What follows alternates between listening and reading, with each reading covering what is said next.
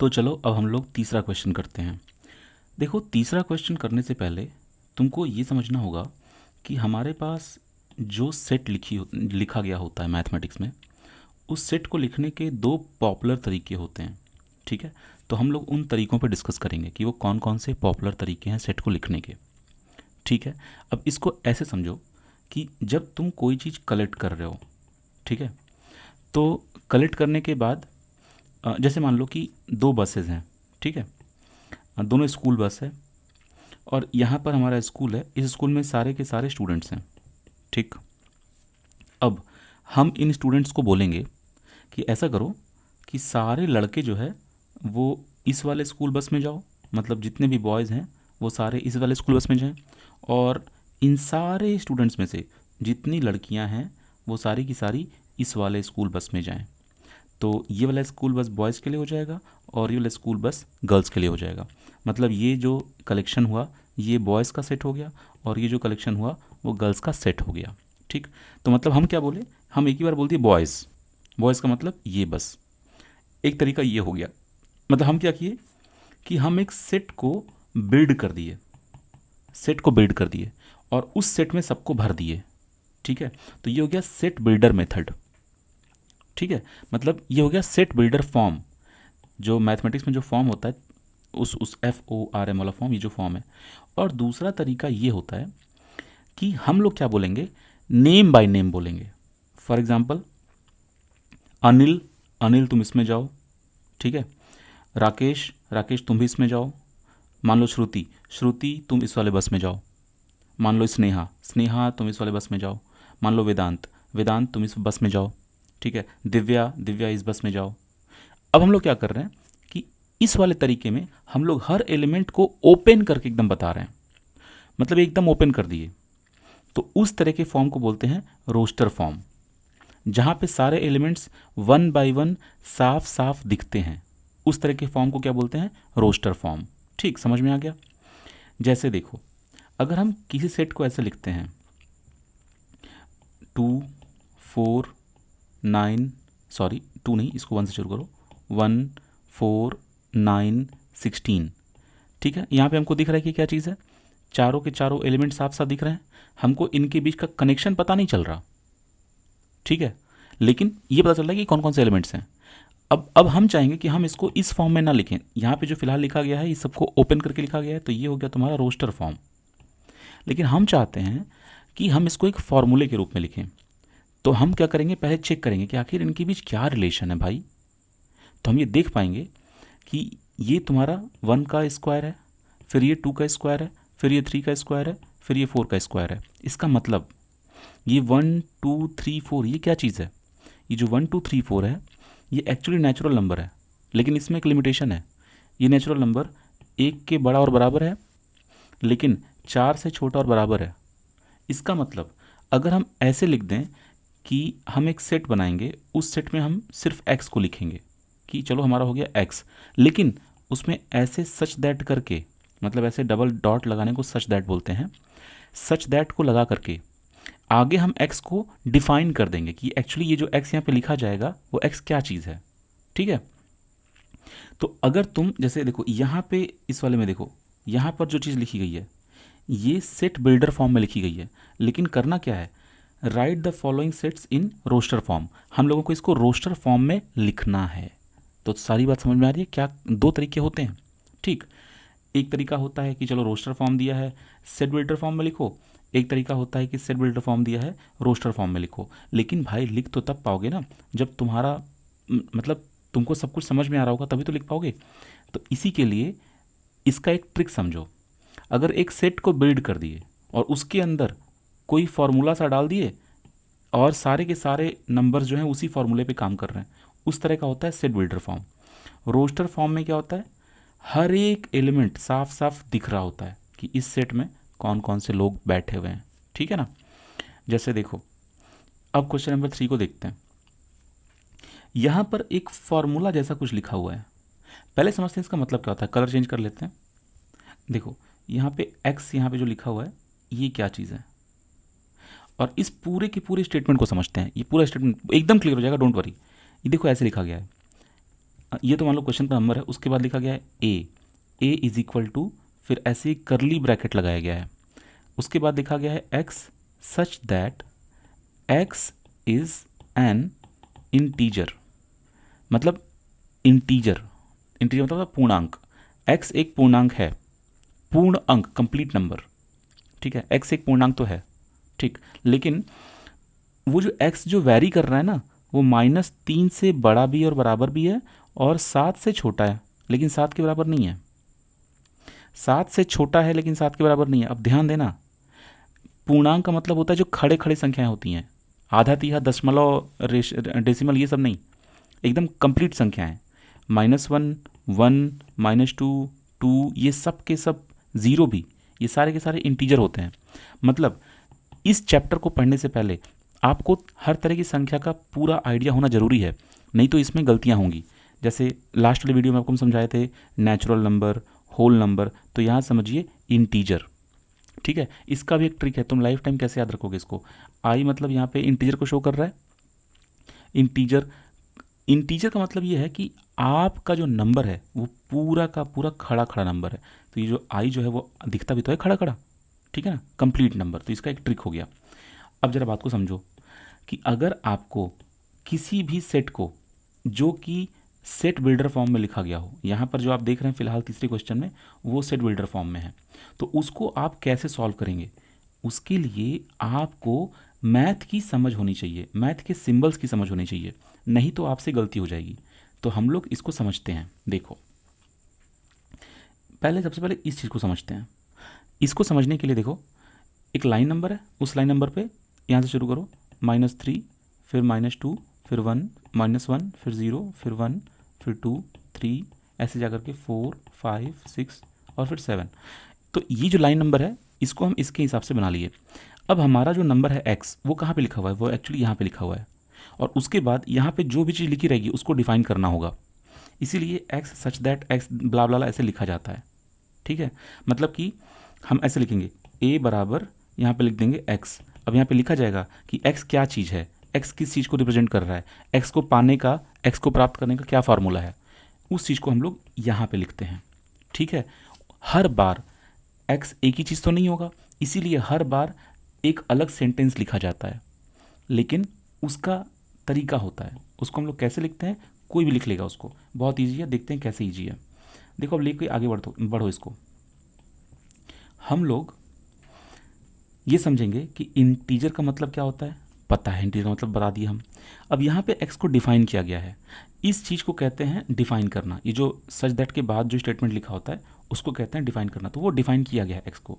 अब x को कैसे डिफाइन किया गया है, x को ऐसे डिफाइन किया गया है कि ये -3 से बड़ा और बराबर है, इसका मतलब यहाँ पर जो x है वो क्या है, -3 है, और उससे बड़ा भी है, तो -3 से अगर तुम बड़ा देखोगे इधर तो वो तो फिर -2.5 भी होगा, -2.2 भी होगा, लेकिन डेसिमल नंबर्स को नहीं लेना है, मतलब यहाँ पर जो नंबर आएंगे उनको नहीं लेना है, सिर्फ कौन कौन सा लेना है, इंटीजर को लेना है। इसीलिए -2 भी आ जाएगा, -1 भी आ जाएगा, 0 भी आ जाएगा, फिर उसके बाद 1 2 3 4 5 कहाँ तक आ जाएगा, 6 तक आ जाएगा। 6 तक ही क्यों आएगा भाई, जरा आप सोचो 6 तक ही क्यों आएगा, इसलिए क्योंकि अगर इसको फोकस करो, यहाँ पर ना इक्वल साइन नहीं लगा है, यहाँ पे कौन साइन लगा है, सिर्फ लेस देन का साइन लगा है।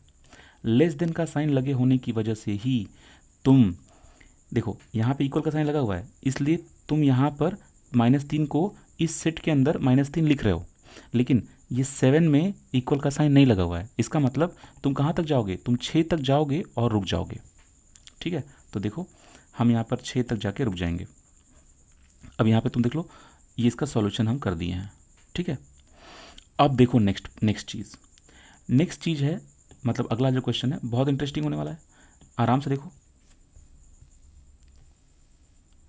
यहाँ पर भी इसको डिफाइन किया गया है, बी क्या है, बी कोई एक्स चीज़ है, ठीक है। अब भैया वो एक्स क्या है, बी क्या है, बी है एक्स।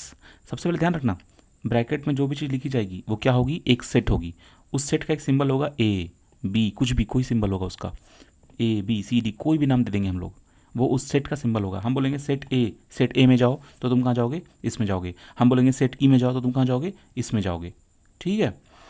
तो सेट का नाम होता है और एलिमेंट अलग होते हैं। एलिमेंट क्या होते हैं, उस सेट जो उसका नाम है उसके अंदर में एलिमेंट लिखे गए होते हैं, सब कुछ समझ में आ रहा है। अब आगे लेके बढ़ते हैं इसको। दूसरा देखो, नेचुरल नंबर लेस देन 6, आज ही समझाए थे, मतलब लास्ट लेक्चर में। नेचुरल नंबर कहाँ से शुरू होता है? 1 से शुरू होता है, लेकिन लेस देन 6, 6 से छोटा होना चाहिए। लेस देन 6 तो इसका सीधा मतलब है 1 2 3 4 5, बस कॉमा मार दो ऐसे से और यहाँ पे करली ब्रैकेट लगा देना। ये हो गया तुम्हारा सेट बी, रेडी हो गया सेट बी। अब तुम थर्ड वाले को देखो। थर्ड वाले में भी ये सेम चीज़, ऑलमोस्ट सेम चीज़ है, लेकिन उसमें एक कंडीशन स्पेशल है, थोड़ा सा इंटरेस्टिंग सेट है ये। क्यों? क्योंकि इसमें दिया गया है, पूरा दिखाते हैं। दिख तो रहा है ना स्क्रीन में, ज़्यादा छोटा तो नहीं हो गया ना? नेक्स्ट टाइम पीडीएफ बनाएंगे, अगर जरूरत पड़ी तो थोड़ा बड़ा बड़ा पीडीएफ बनाएंगे। यहाँ पे देखो, थर्ड वाला देखना कि जो सेट सी है उसकी वैल्यू क्या है? एक्स। अब एक्स को यहाँ पे डिफाइन किया गया है, एक्स जो है वो 2 डिजिट का नेचुरल नंबर है। अब भाई 2 डिजिट का नेचुरल नंबर अगर तुम देखोगे तो वो कहाँ से शुरू होता है? 10 से शुरू होगा, और वो कहाँ तक जाएगा? 99 तक जाएगा। करेक्ट। नेचुरल नंबर हमेशा इंटीजर वाले, मतलब खड़े खड़े नंबर होते हैं, उसमें भी दशमलव नहीं आता, ध्यान देना। ठीक, दशमलव किस में आता है? मान लो 2.7, 2.7 किससे बिलोंग करता है? इंटीजर से? नहीं। नेचुरल नंबर से? नहीं। होल नंबर से? नहीं। तो किससे बिलोंग करता है? किससे बिलोंग करता है? रियल नंबर से, आर से बिलोंग करता है। ठीक है ना, इसका सिंबल आर होता है। यहाँ पर हम लोग को ये जो क्वेश्चन बना है वो नेचुरल नंबर के ऊपर बना है।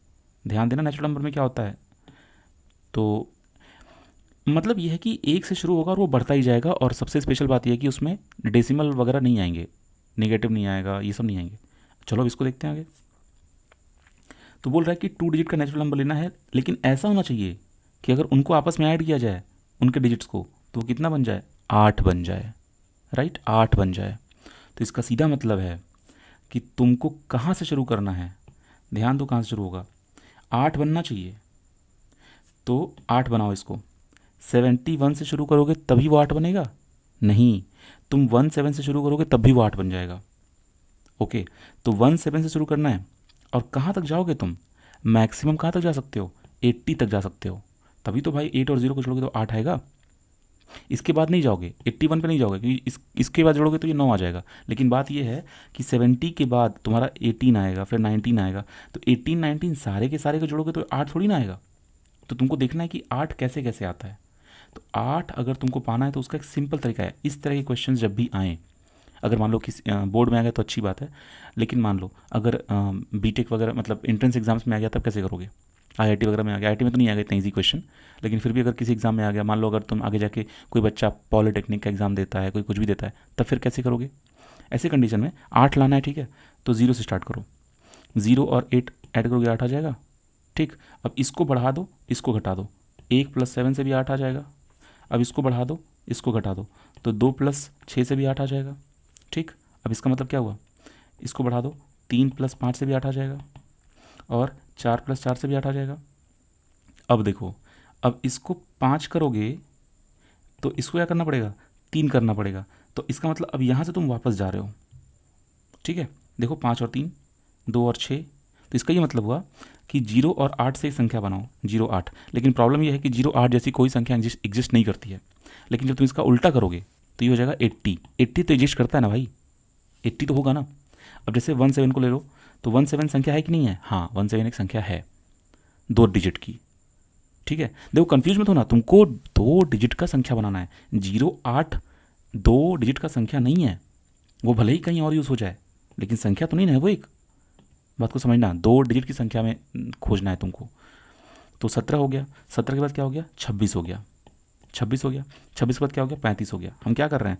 1 को बढ़ा के 2 किए, 2 को बढ़ा के 3 किए, 7 को घटा के 6 किए, 6 को घटा के 5 किए, है ना। ऐसे कहाँ तक जाएंगे? फिर हम जाएंगे 4 4 तक। 4 4 के बाद संख्याओं को उल्टा लिखेंगे। राइट, जो 35 लिखा है उसको क्या लिखेंगे? 53 लिखेंगे, और जो 26 उसको क्या लिखेंगे? 62 लिखेंगे। तो अब इस वाले को क्या लिख दो? 53। इसको क्या लिख दो? 62, सॉरी 62। अब इसको क्या लिख दो? इसको तुमको लिखना है 71। बट एक और चीज़, 08 तो संख्या नहीं है, लेकिन 80 तो संख्या है ना भाई। तो 17 26 35 44 53 62 71 और 80, ये तुम्हारी संख्याएं होंगी।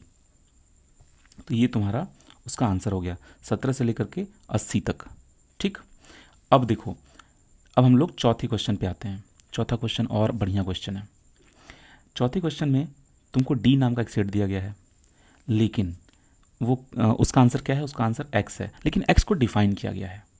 एक्स इस बार कैसे डिफाइन हुआ है, एक्स क्या है भाई, प्राइमरी नंबर है, लेकिन विच इज़ डिवाइज़र ऑफ 60। अब यहाँ पे थोड़ा सा टेक्निक है, जिन बच्चों को प्राइम नंबर के बारे में नहीं पता उन बच्चों के साथ हो जाएगा प्रॉब्लम, ठीक है ना। अब देखो 60 जो है मतलब वो जो नंबर होना चाहिए वो डिवाइज़र ऑफ 60 होना चाहिए, 60 का डिवाइज़र होना चाहिए। अब इसको समझते हैं। देखो यहाँ पे देखो, इसको बहुत आराम से समझ लो कि मान लो कि x एक हमारा नंबर मिल गया हमको, लेकिन उसमें ट्रिक ये है कि जब तुम उसको डिवाइड करोगे, मतलब ये है कि प्राइम नंबर तो है विच इज़ डिवाइज़र ऑफ 60, 60 का डिवाइज़र है, बस यहीं पे ध्यान देना है। 60 का डिवाइज़र क्या मतलब है, तो तुम क्या करो, 60 को जब तुम डिवाइड करते हो 2 से तो कितना होगा 30, फिर तुम किससे डिवाइड करो 2 से, कितना होगा 15, फिर तुम 2 से डिवाइड करो, होगा नहीं होगा, तो अब किससे करना होगा 3 से करना होगा, 3 से करो कितना होगा 5, अब 5 से करो तो 1, अब 1 को करने की ज़रूरत नहीं है। तो इसका मतलब देखो तो 2 बार आया था, 3 और 5, ये जो सारे नंबर्स हैं इनको अगर तुम आपस में मल्टीप्लाई कर दिए तो 60 फिर से मिल जाएगा, मिल जाएगा। अब इसका ये मतलब हुआ कि इस एलिमेंट में मतलब 60 में देखा जाए तो 4 तरह के लोग आए, लेकिन 2 वाले सेम थे ना 2 बार, तो मतलब 2, 3 और 5 ये क्या है, ये 60 के जो 60 को ब्रेक किए गए थे तो एक सेट बना था, उसी के सेट के एलिमेंट्स हैं। तो इसका मतलब ये हुआ कि हम 2, 3, 5 को इस फॉर्म में लिख सकते हैं। यही इसका मतलब होता है कि x एक ऐसा प्राइम नंबर है जो 60 का डिवाइज़र है, मतलब जो 60 को डिवाइड कर सकता है। अब 60 को कौन कौन डिवाइड कर सकता है, 60 को तो 10 भी डिवाइड कर सकता है, राइट, 60 को तो 12 भी डिवाइड कर सकता है, लेकिन हम लोगों को वही नंबर खोजने थे जो प्राइम नंबर थे। तो अब इसमें ये देखा गया कि प्राइम नंबर को फाइंड करने के लिए उसको एकदम छोटे छोटे टुकड़ों में तोड़ना ज़रूरी है। 60 को तोड़ने का एक और तरीका है, 10 गुणे 6 कर दो, लेकिन ना तो ये प्राइम नंबर है ना तो ये प्राइम नंबर है। लेकिन जब तुम इसको ऐसे तोड़ते हुए आते हो ना तो तुम हमेशा प्राइम नंबर के हिसाब से ही आगे बढ़ते हो, ठीक है, हमेशा ऐसा ही होगा कि तुम प्राइम नंबर के हिसाब से ही आगे बढ़ोगे, ठीक। अब देखो जब भी नया क्वेश्चन ऐसे आएगा तो तुम उस क्वेश्चन को ऐसे ही ब्रेक करोगे, ठीक है, कि डिवाइज़र खोजना है, मतलब भाजक जिससे हम भाग दें, डिवाइज़र का सीधा मतलब हुआ जिससे हम भाग देना चाहते हैं वो नंबर्स हमको खोजने हैं। तो 60 को भाग देने के लिए बहुत सारे नंबर हैं, लेकिन उससे मतलब नहीं है भाई, तो किस बात से मतलब है, वो सारे के सारे नंबर्स जो होने चाहिए ना वो प्राइम नंबर होने चाहिए। इसमें कंडीशन था, सेट में तो कंडीशन होता ही है। तो देखो धीरे धीरे लेवल अप हो रहा था। अब अगला क्वेश्चन देखते हैं। अगले क्वेश्चन में वो लोग ये बताए थे कि the set of all letters in the word trigonometry, trigonometry में जितने भी लेटर आ रहे हैं उनका सेट बना दो। तो देखो यहाँ पर जो चीज़ लिखी गई है वो सेट बिल्डर के फॉर्म में लिखी गई है, हमको किस फॉर्म में लिखना है, रोस्टर के फॉर्म में लिखना है। तो बस देखो बना दो, यहाँ से टी को उठाओ, टी लिख दिए, लिख दिए। अब टी लिख दिए तो टी यहाँ भी है, 2 बार नहीं लिखना। अब आर को उठाओ, आर भी लिख दिए, लिख दिए, आर कहीं और भी है, यहाँ भी है, ठीक है। अब आई को उठाओ, आई यहाँ से उड़ गया, आई कहीं और भी है, नहीं। अब जी को उठाओ, जी यहाँ से उड़ गया, कहीं और भी जी है, नहीं। ओ को उठाओ, ओ उड़ गया, कहीं और भी ओ है, नहीं, यहाँ पे एक है। अब एन को उठाओ, एन उड़ गया, लास्ट में क्या बच गया, ई, ई को भी डाल दो। तो ये सारे नंबर देखो रिपीट नहीं हुए इसमें, इसको हम दोहराए नहीं है, ये सेट बन गया हमारा, डन हो गया, वेरी गुड। अब देखो कई बार क्योंकि इसमें कहा गया था सेट ऑफ ऑल लेटर्स, तो यहाँ पे सारे लेटर्स आ चुके हैं, लेकिन उनको ऑर्डर में अरेंज करोगे या नहीं।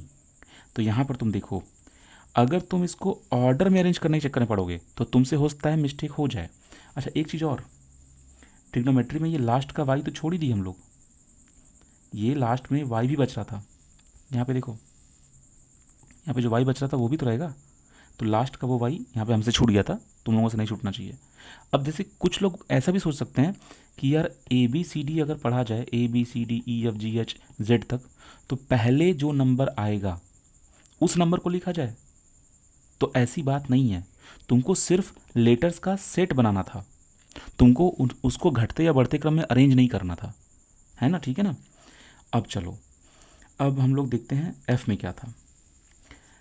All letters in the word better, simple. तो बनाना शुरू कर दो। बी को उठाओ, बी को उठा लिए, तो बी कहीं और है नहीं है, तो बी खत्म हो गया। ई को उठाओ, ई यहाँ भी था, फिर टी को उठाओ, टी टी जो जगह पे, फिर आर हो गया। देखो ये बन गया सेट। ठीक है, अब चलो चलते हैं नेक्स्ट क्वेश्चन पे, लेकिन उससे पहले एक और क्वेश्चन कर लो।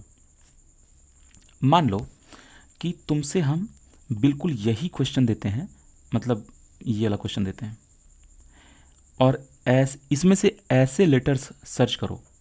चलो इसको हम थोड़ा सा इरेज करते हैं, काफ़ी इंटरेस्टिंग क्वेश्चन है, इस तरह के क्वेश्चन पूछे जा सकते हैं। चलो इसमें से सिर्फ वो लेटर सर्च करो जो वॉवेल हैं। ठीक है, तो बच्चे जल्दी जल्दी में हो सकता है लिख दें कि AEIOU, लेकिन बच्चों सिर्फ वॉवेल सर्च करना था, पूरा वॉवेल सर्च नहीं करना था। पूरे वॉवेल तो इसमें है ही नहीं। इसमें कितने वॉवेल हैं? सिर्फ ई ही तो है, तो इसका मतलब ऐसा सेट बनेगा। ठीक, सिर्फ एक ही एलिमेंट निकलेगा। लेकिन अगर हम ये बोल दें कि चलो मान लो इस वाले से हमको सिर्फ वॉवेल निकालना था, तो इस वाले में कितने वॉवेल्स हैं, तो सेट को स्टार्ट करो। क्या टी वॉवेल है? नहीं, छोड़ दो। आर वॉवेल है? नहीं, छोड़ दो। आई वॉवेल है? ले लो, आई को ले लो। जी को छोड़ दो, ओ को ले लो, एन ओ ले लिया चुका, एम को छोड़ दो, ई ले लो, टी छोड़ दो, आर छोड़ दो, वाई छोड़ दो। ठीक है ना, वॉवेल ले लिए। इसका उल्टा भी पूछ सकते हैं कि पूरा का पूरा कॉन्सोनेंट इसमें से निकालो और फिर सेट बनाओ। ठीक है ना, तो ऐसे इसमें क्वेश्चन बनेगा। अब चलो करते हैं चौथा क्वेश्चन। चौथा क्वेश्चन तो और इजी है भाई। देखो ये तीन, हाँ ये इजी नहीं है, ये इंटरेस्टिंग है, तुमको बता रहे हैं, बहुत मज़ा आएगा इसको करने में। इसमें कहा गया है कि ये जो 3 6 9 12 है ना, इसको हम लोगों को किस में लिखना है? सेट बिल्डर फॉर्म में लिखना है। तो भैया अगर हमको फॉर्म चेंज करके लिखना है तो इसका मतलब ये ऑलरेडी किसी न किसी फॉर्म में होगा। तो अब तो तुम समझ गए होगे किस फॉर्म में है। फिलहाल ये रोस्टर फॉर्म में है। ये रोस्टर फॉर्म में क्यों है? क्योंकि हम इसके सारे एलिमेंट्स को अपनी आंखों से देख सकते हैं एक ही बार में। ठीक है, लेकिन हर बार सेट को रोस्टर फॉर्म में लिखना सुटेबल नहीं होता, क्योंकि कई बार क्या पता कि तुम यहाँ से शुरू करो, शुरू करते करते करते करते करते करते करते करते तुम्हारा ये पूरा का पूरा पूरा पूरा PDF ही खत्म हो जाए। तो ऐसी कंडीशन में टाइम भी बहुत जाएगा, और आज के टाइम में कहाँ ही किसी को इतना टाइम है कि इतना लिखेगा। ठीक है, ऐसा थोड़ी है कि जैसे 15 सेकंड का रील्स हुआ और फटाक से देख के हट गए, ऐसा नहीं है।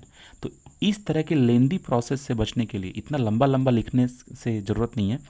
इसीलिए हम लोगों को ये वाला फॉर्म बताया गया जो था कि सेट बिल्डर फॉर्म। उसमें क्या है कि हम लोग पूरे लेटर को एक छोटे से फॉर्मूले में ला के डाल देंगे, सारे एलिमेंट। उसी फॉर्मूले को जब जब खोलेंगे, जब जब चाहेंगे, हमको मिल जाएगा मेरा आंसर। ठीक है ना, जैसे एक बड़ा सा रुमाल है, उस पूरे पूरे के पूरे रुमाल को फोल्ड करके पॉकेट में रख लो, छोटा सा रुमाल बना करके। ठीक, लेकिन जब खोलो तो वो बड़ा हो जाए। तो अगर रुमाल तुम्हारा पैक है, छोटे में उसको मोड़ के रख लियो, तो वो है सेट बिल्डर फॉर्म। लेकिन अगर उसको रुमाल को खोल के चादर बना दिए और मुंह पोंछ लिए, तो वो हो जाएगा गड़बड़। वो कौन सा फॉर्म हो जाएगा? वो हो जाएगा, कौन सा फॉर्म हो जाएगा? Set builder form, sorry roster form. Roster, बड़ा वाला रोस्टर फॉर्म। ठीक, अब देखो सेट बिल्डर सेट को बिल्ड करता है, सिंपल बात। मतलब ये जो सेट में सारे एलिमेंट्स बिल्ड हुए हैं, ये सेट बिल्डर फॉर्म में थे पहले। तो सेट बिल्डर फॉर्म कैसे निकालेंगे? हर एलिमेंट 3 6 9 12 इनके बीच का संबंध चेक करो, आखिर कुछ ना कुछ तो कॉमन है इनके बीच। दया, कुछ तो गड़बड़ है। तो क्या गड़बड़ है? तो चलो देखते हैं क्या गड़बड़ है। तो ये जो 3 है, ये जो 3 है, ये 3 इंटू 1 है। जो 6 है वो 3 इंटू 2 है। जो 9 है वो 3 इंटू 3 है। जो 12 है वो 3 इंटू 4 है। Okay, 3 into 3, 3 into 4। तो अब देखो 3 3 3 3 ये सब तो कॉमन है, लेकिन ये 1 2 3 4 क्या है भाई? ये 1 2 3 4 क्या है भाई? ये नेचुरल नंबर है। इसका मतलब ये पूरा का पूरा जो लिखा गया है उसको हम लिख सकते हैं कि जो मेरा सेट ए दिया हुआ है वो एक्चुअली क्या है? वो एक्स है। अब एक्स कैसा है? एक्स को डिफाइन कर दो। तो तुम लिखोगे कि एक्स जो है, एक्स इज़ 3n। एक्स क्या है? वो 3n है। ठीक है, लेकिन देखो ये तो तुम लिख दिए कि एक्स इज़ 3n, लेकिन n को भी तो बता दो। ऐसा नहीं है कि पूरा इनफाइनाइट तक है, ऐसा नहीं है कि 15 भी है, 16 भी है, 17, ऐसा नहीं है, 12 पे रुका हुआ है। तो अभी हम देखें ना कि 1 2 3 4 तक ही था, तो n को डिफाइन करना होगा। तो कॉमा लगा करके तुम n को डिफाइन कर दो कि n जो है वो 1 से बड़ा और बराबर, 4 से छोटा और बराबर। इसको लिखने का एक और तरीका है, एन को 1 से बड़ा और बराबर 5 से छोटा भी लिख दो, क्योंकि 5 से छोटा तो वो सीधे 4 पे ही आएगा। तो ये भी तरीका वो लिखने का, ये भी तरीका वो लिखने का। ठीक है, अब देखो यहाँ पे एक्स मान लिए कि ये जो सेट है हमारा वो सेट क्या है, एक्स है। अब एक्स को डिफाइन किया गया तो एक्स को क्या लिखा गया, x is equal to 3n। ठीक, और यहाँ पे देखो हम क्या लिख रहे हैं, यहाँ पे हम लिखे x is equal to 3n, फिर बाद में n को डिफाइन करना पड़ा तो हम n को डिफाइन कर दिए।